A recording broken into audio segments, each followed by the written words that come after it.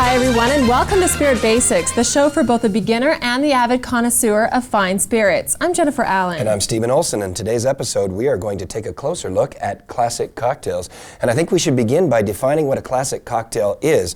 And there are lots of different ways we could say this, but think of it this way. Classic spirits, that'd be gin, whiskey, brandy, and the purpose of the cocktail is to soften the rough edges of the spirit, not to cover it up, but to enhance the intrinsic qualities of the spirit itself. Now, cocktails by definition have a bitter component and a sweet component, so again, it's about balance, all right? Now, the original American cocktail was probably a rum-based drink going all the way back to the 1600s. In the summertime, we drank rum punches. In the wintertime, we'd drink rum toddies. Well, Dale's actually going to tell us about the origins of the cocktail, yes. But tell us about what happened to the cocktail during Prohibition. Well, Prohibition, as you know, was a very important time in our history. Let's start with World War I, right before Prohibition, because during World War I, the distilleries were converted to factories for munitions. They made alcohol, but for gunpowder. And in 1918, 1919, after the war, the American government decided not to reopen the distilleries. That happened in Canada the same way. But in the U.S., in 1920, we passed the Volstead Act, which effectively said no drinking and no alcohol coming in. Now, we'd been drinking London Dry gin and blended scotch, and all of a sudden we can't get those, so we're turning to bathtub gin and moonshine. Well, they're not very good. So many of the greatest cocktails that we have were created to cover up those volatile spirits that we were getting back then because we didn't want to taste them anymore. It also changed American culture. Prior to Prohibition, men were going out and drinking, and men were the ones voting. Suddenly, during Prohibition, we couldn't go out and drink, so we started drinking at home, and that meant we were staying at home, and that meant we were entertaining at home. In 1925, the First Amendment to the Constitution after the enactment of Prohibition, women's suffrage, the right of women to vote. Think of it this way. Women said, you give us our right to vote, and we'll think about giving you back your right to drink. Yeah, well, 1933 is how long it took. The next thing you know, World War II happens. Again, no alcohol, making munitions. So it's 1950s now, and vodka shows up in the marketplace, and everything begins to change. We took the great gin cocktails, we threw the gin out, we put the vodka in. We didn't want to taste the spirit anymore, we only wanted to taste the mixers. This is a time that we call the era of the fear of flavor. By 1967, vodka passes gin as the #1 white spirit consumed in the Americas. By 1976, vodka becomes the most popular spirit consumed in the North American continent, and it still is to this day.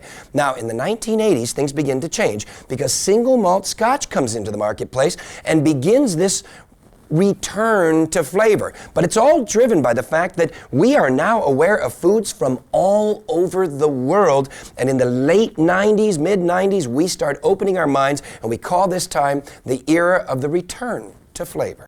Well, for his own take on the birth of the cocktail, we turn to our master mixologist, Dale Degroff.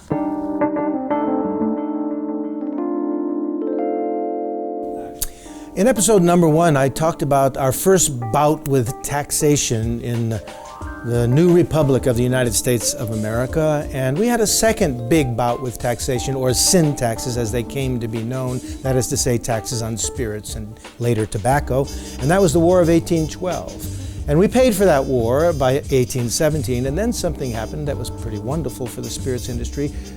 There was light taxation, if any, for the next many, many years. And whenever you leave an industry alone like that, it grows, it explodes. And that's what happened in those years between 1817 and sort of the unofficial birth of the cocktail. I like to use 1806 when the word was first used in print, but there was another significant stop, 1862, when How to Mix a Drink, Jerry Thomas's Bible, the granddaddy of the bartending profession, wrote his book.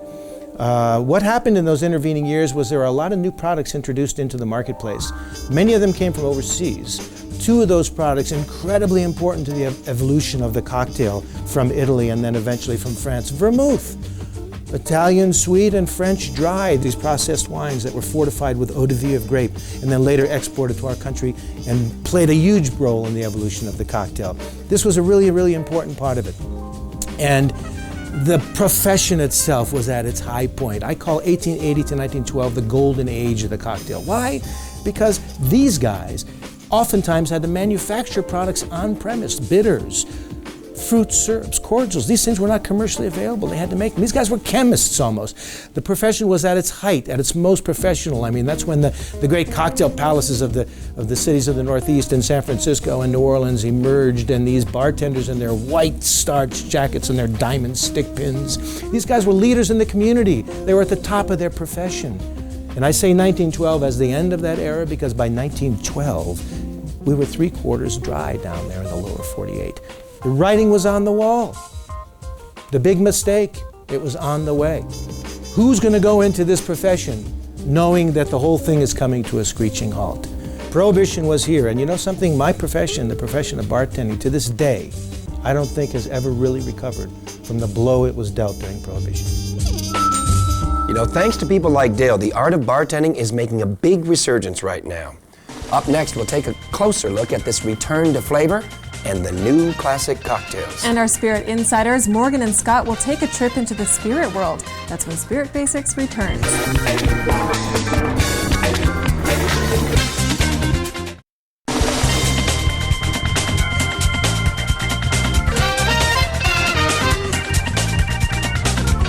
Welcome back to Spirit Basics. It's time now to take a closer look at flavors in cocktails. Now, you mentioned earlier that we had an era where there was a fear of flavor. What exactly is that, and how do we come back from it? Well, think of it this way. Our drinking trends tend to mirror our dining trends.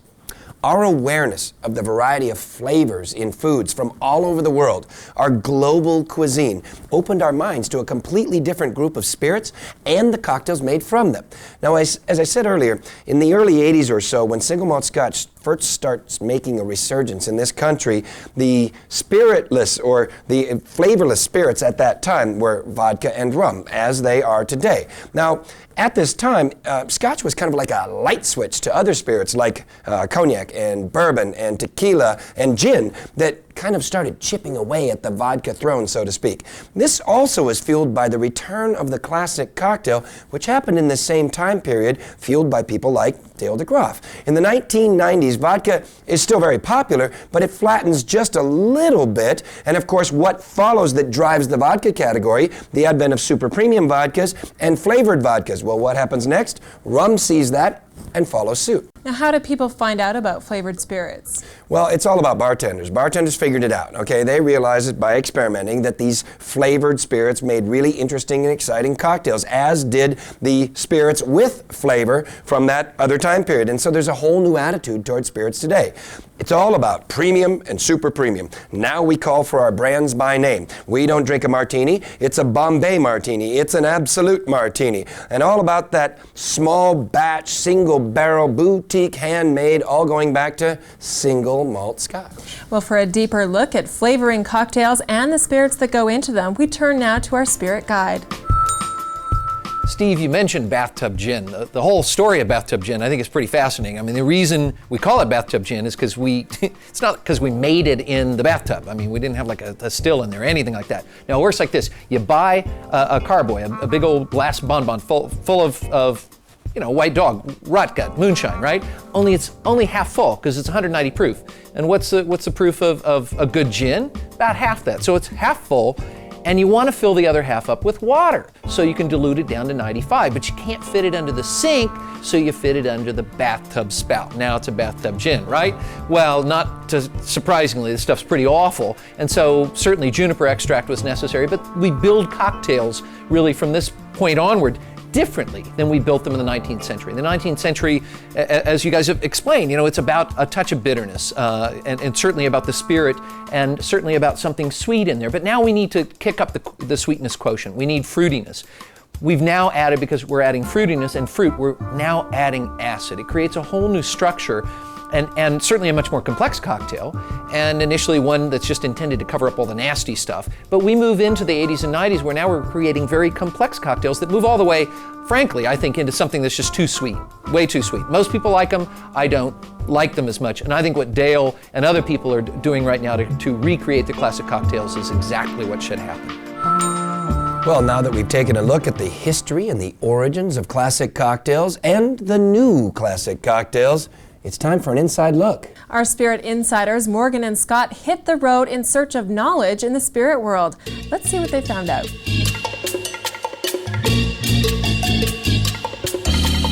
Thanks, Stephen and Jennifer. In part 2 of our tour of the Cocktail Museum, we find out that Prohibition wasn't the worst thing for alcohol. It wasn't an impediment to the cocktail. It was the best thing ever to happen to it. Because bathtub gin tasted pretty bad, and a mixed drink, all those former mixed drinks, the juleps, the slings, anything to cover up the poisons in the alcohol. Because when they made bathtub gin, they didn't take out the heads and the tails. We finally repealed it. It said, repeal the 18th Amendment for prosperity. Well, they did. And that became the real impetus for gorgeous cocktail shakers. Art Deco. Art Deco. In the cocktail. Cocktails were becoming symbolic. It was no longer just a drink. It had become ubiquitous with our culture. So what can happen to the cocktail after this? They finally figured out what to do with that weird ethnic liquor that nobody ever quite knew what to do with, and that's how we came up with vodka. The martini was beginning to cannibalize all other cocktails. People were putting down cocktails with fruit juices in them. They didn't want cocktails anymore. They wanted martinis.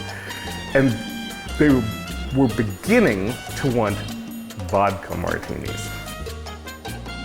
In the 1980s, people like myself and Dale Degroff started really promoting the use of fresh fruit juices, and at the same time, people were beginning to rebadge cocktails as martinis, because just as cocktails cannibalized the term julep and all these other things became cocktails, It shouldn't be called cocktails. well, they shouldn't be called martinis, except, what this is evolution of language. So if it is, can the outrage? It's happened before. Well, Steve, Jennifer, hope you enjoyed my trip back in history at the Museum of the American Cocktail. Ted, thank you very much. Pleasure is mine. Back to you guys. There are many different stories about the origin of this word cocktail, but one of my favorites, Revolutionary War, George Washington and his generals stationed in Litchfield County. Now, the woman that ran the inn where the generals would have their meetings would steal chickens from British. She'd roast the birds, serve them to the men, but serve them rum toddies with the feathers, calling them the cock's tail. Good story. Up next, we continue our look into the spirit world with a lesson on how to drink some of these new classic cocktails. That's when Spirit Basics returns.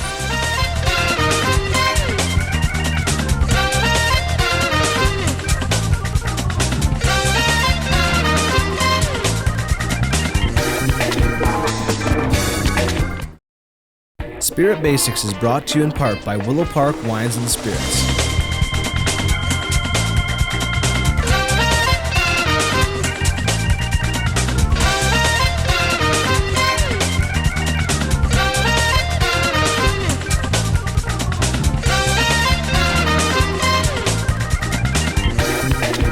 Welcome back to Spirit Basics, the show for everyone who wants to learn more about the world's best cocktails. Right now, we're going to take a look at how to drink some of these new classic cocktails.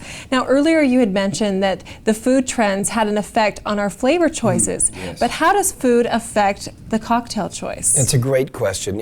Think about it this way. You know that we live in a melting pot. Well, our food is even more of a melting pot than we are. It is a global village of cuisine these days that we live in. And we can get any kind of food from any place, anywhere, and we can get it fresh. And once we learned about these exotic foods from exotic lands, we started to love the foods. We were eager to experience their cultures and learn more about it. If you think of it this way, Mexican food became very popular. Right behind it, the margarita explodes, and then behind that, we wanted to know more about 100% agave artisan-made tequilas.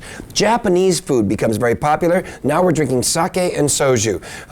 Latin food exploded a few years ago, finally, and now the most popular cocktails in the U.S. are the mojito and the caipirinha. The drinks magically went well with the food and the culture and somehow made the food taste even better to us. Matching cocktails with food is as old as putting an olive in a martini or a celery stalk in the red snapper. For a closer look at matching cocktails with food, we turn now to our spirit advisor. I hear from people that they have no idea how to match classic or new classic cocktails with food. They just don't possibly understand that concept. Like, what? What are you talking about?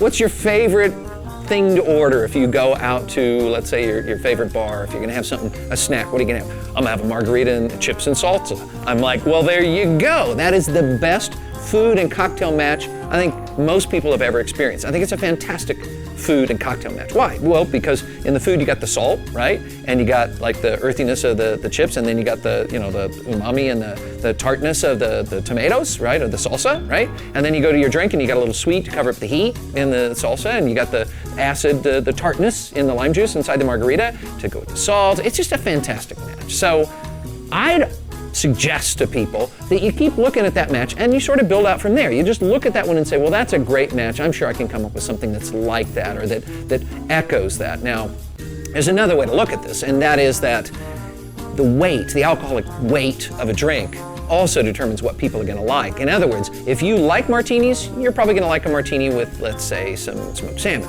But if you don't like martinis, you ain't gonna like the martini with anything, okay? So it really comes down to, first and foremost, finding out what do people like and let them drink that. Aside from that, I think you could look at this simple concept that light drinks like light-bodied foods and really full drinks like full-bodied foods.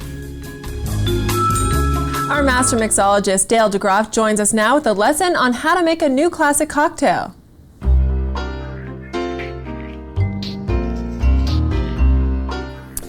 Campari, it's not always the easiest thing to warm up to. It's on the bitter side, and it's before dinner. You want to eat after having Campari. It's a bitter stimulant to the appetite. It's nice. They love it in Italy. They love it in Europe because they like bitter stimulants to the appetite. Well, there's a famous drink called the Negroni, which is made with Campari, sweet vermouth, and gin. And one time I was making that drink for a photographer when I was plugging my book on the road. And the idea was that I was going to do a different cocktail with each course of the meal, and with the canapes I decided to do the Negroni. I'm going to put about 1/4 ounce of Campari, maybe a little bit more. I'm going to put about 1/4 ounce of sweet vermouth. Now you'd use a little bit more in a Negroni, but I'll get to the reason why in a minute. About 1/4 ounce of the sweet vermouth. I'm going to use about 1 ounce of gin. And now I'm going to introduce an ingredient that's not in the Negroni. And the reason I'm going to do that is because when I made the Negroni for the photographer and the writer, they hated it. And I had to save the day. It was my book I was plugging, you know. So I added a little bit of Cointreau, about 1/2 ounce, and about 1 ounce of orange juice to a standard Negroni. And what I ended up with was a drink which I dubbed the Fancy Nancy because the photographer was known as Nancy, but I changed it to Old Flame because I wanted a more classic name when I entered it in the contest and won.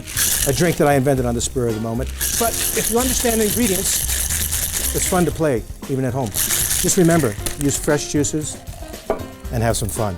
This is going to go over ice, and it's got a unique garnish which you'll see me use several times. And that garnish gives me a chance to show off. It's a flamed orange peel. So here we go. Pretty, nice color, a little peachy color there. That's coming from the Campari. It's going to have a slight bitter undertone, but it's not going to be as bitter as a Negroni would be.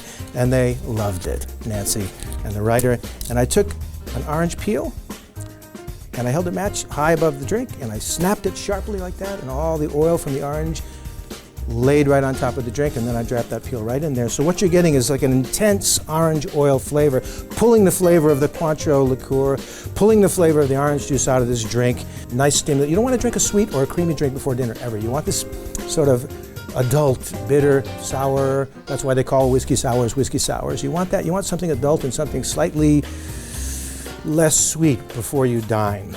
Save the sweet stuff for after dinner. So, Campari, Cinzano, sweet vermouth, another spicy note, by the way, bitter, spicy, and then we have our sweet. And so, the Old Flame, not bad, a little bitter, a little sweet, a little spicy. Anyway, back to you, Steve, back to you, Jennifer. Salud.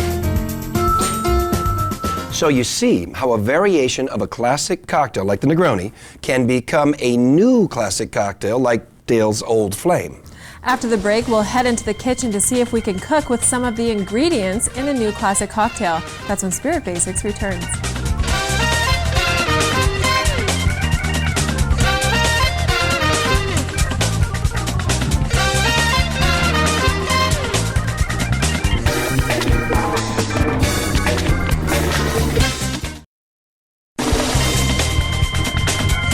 Welcome back to Spirit Basics. We're in the kitchen and we're joined by our Spirit chef, Chef Allan. Thanks for joining us. Thanks, Jennifer. It's great to be back. Now, all episode we've been talking about the new classic cocktail. Does it work the same way with chefs always looking for a new twist on a classic dish? Oh, for sure, Jennifer. As you can tell from food trends that have come and gone in the last few years, almost anything new as we get new markets for ingredients will cause chefs to go in the kitchen and just try tweaking old recipes with new things. And some of the new spirits and drinks that we've got here that are now being reused in the bars, chefs will sneak out and grab them and bring them back in the kitchen. Well, tell us about these examples that we have in front of us. What have we got here? Well, really good example of a classic dish that we've tweaked is some steamed mussels. And mussels go really well with white wine classically, maybe a little butter and some onion. And here we use scallions, tomatoes, and some cinzano. And it just gives it, you can smell it, it gives it that really extra little kick and a really nice depth of flavor. Now, we've got, it looks like salmon over here. Right, this is a salmon carpaccio, and carpaccio means almost any thinly sliced raw meat. And because the salmon is raw and it's not been flavored, what we've done is we've made a little vinaigrette with some Campari and some oil, and Campari's got a really nice, some people say almost medicine-y taste, but herby, and it's almost peppery. And that with some black pepper and some really spicy, nice arugula makes it a really delicious dish on the palate. So would this sauce be good with a beef carpaccio? Fantastic, yeah. Almost anything that would give you that nice, almost sort of peppery taste would go well with anything that you would normally use salt and pepper with, but it's going to give it a nice kick. Now I'm looking at these mussels, and I love mussels, and I've always wanted to try them at home, but always been a little bit intimidated. Are these dishes easy to do at home? No, in fact, these would be great dishes if you're entertaining. The mussels, you simply you get them in a nice pot, steam them, get a good fishmonger so you trust the type of mussels you're getting, and then just let them steam in this beautiful broth, and then dish them out for your guests. It's just fantastic and really easy to make. Okay, I will try that. I hope so. Now, can you give us a couple of other examples of some of the new classic ingredients? Well, sure. As things have evolved, like when French cooking became popular again, we saw things like Pernod and other things that you might not need to see. So, whatever's coming, people are going to use. Great. Well, if you'd like any of these recipes, just log on to our website. Over to you, Stephen. Thanks, Jennifer. Great recipes. Well, that's it for this edition of Spirit Basics. Be sure to join us next week when we take a look at one of the most popular ingredients for the new classic cocktails, vodka. I'm Stephen Olson. For Jennifer, Allan, and the entire team here at Spirit Basics, we'll see you next week. Cheers.